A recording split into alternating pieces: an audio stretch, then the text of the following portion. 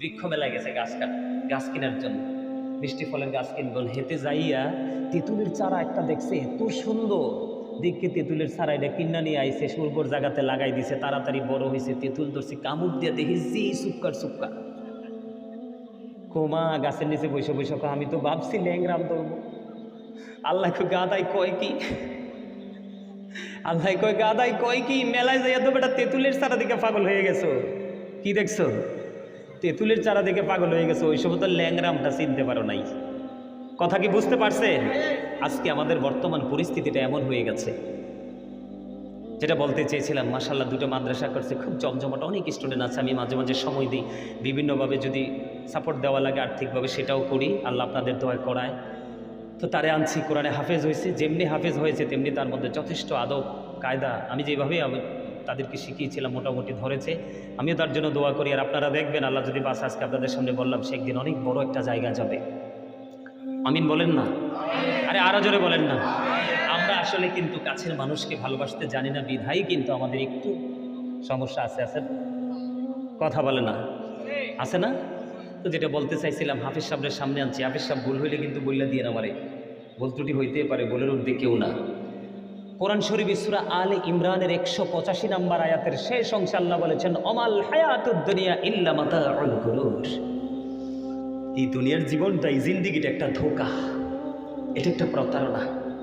এটা হলো কোরআন শরীফ সূরা আলে ইমরান। এবার আপনাদেরকে নিয়ে যাব আমি কোরআন শরীফের 19 পারায়। সূরার নাম হলো সূরা শুআরা।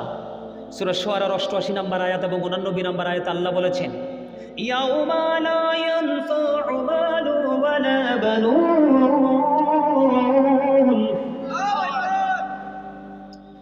আল্লাহ কি কর, আপনার ধন সম্পদ সন্তান সন্ততি উপারে কোনোটাই নাকি কাজে লাগবে না। কি লাগবে না? কোনোটা কাজে লাগবে না। তাহলে আপনারা বলেন, আজকে যারা মাহফিল ত্যাগ করেছে, পৃথিবীর জন্য ব্যস্ত আছে, তারা কি আপনারা বলেন গানী নাকি গানহীন? তারা গানহীন না? অবশ্যই গানহীন। 365টা রাত্র আছে। কয়টা? কথা বলে না? 365টা রাত্র আছে। আজকের একটা রাত্র আপনি উৎসর্গ করতে পারলেন না, আবার নিজেকে মুসলমান হিসেবে দাবি করে, আফসোস। তো এই জন্য আমি আপনাদেরকে বলতে চাই, আমরা কিন্তু যেটা রং সেটা করতেই বেশি পছন্দ করি, যেটা রাইট সেদিকে আমরা যেতে চাই। আমরা দেহের সাথেও তো জুলুম করছি, সব দিকে আমরা জুলুম। জিহ্বায় টেস্ট লাগলে কিন্তু আমরা বেশি খাই, কিন্তু জিহ্বাটাতে একটু তিতা লাগলে খাই না, কিন্তু তিতাটাই ভিতরে গেলে অর্গানগুলোকে একটু ক্লিয়ার করে কি করে না? আরো জোরে বলেন না? তাহলে আমাদের জিকির করা দরকার নাকি দুনিয়ারটা করা দরকার? অবশ্যই দুনিয়ারটাও করব না কেন? আমি আমার জন্য করব, সন্তানের জন্য করব, বাবা মার জন্য করব। কেননা আল্লাহ রাসূল বলেছেন, তুমি ইন্তেকালের পরে যেন তোমার সন্তান ভিক্ষুকের মতো কারো কাছে হাত পাততে না হয়, ওইভাবে সন্তানকে রেখে যাও, কিন্তু সুদ খাইয়া ঘুষ খাইয়া না, পরের হক মেরে না, হালাল উপার্জন দিয়ে। কেননা আপনি যদি হালাল উপার্জন করতে না পারেন, হাফিজ সাহেব আয়াত ঠিক আছে তো, যদি আপনি হালাল উপার্জন করতে না পারেন, আমার দিকে তাকান, বিপদে পড়ে যাবেন। হাদিস শরীফের মধ্যে এসেছে, আল্লাহ রাসূল বলেছেন, লা তুকবালু সালাতুম বিগাইরি তুহুর ওয়ালা সাদাকাতুম মিন গালুল। পবিত্রতা ছাড়া ইবাদত কবুল হয় না, আর হালাল উপার্জন ছাড়া দান সদকাও কবুল। তাহলে জীবনটা কি একবারে নষ্ট হয়ে গেল না? কথা কয় না? এই নষ্ট জীবন থেকে ফিরে আসার জন্য আপনার জীবনে একজন উপদেষ্টা লাগবে, সেটা হবে হক্কানে আলেম।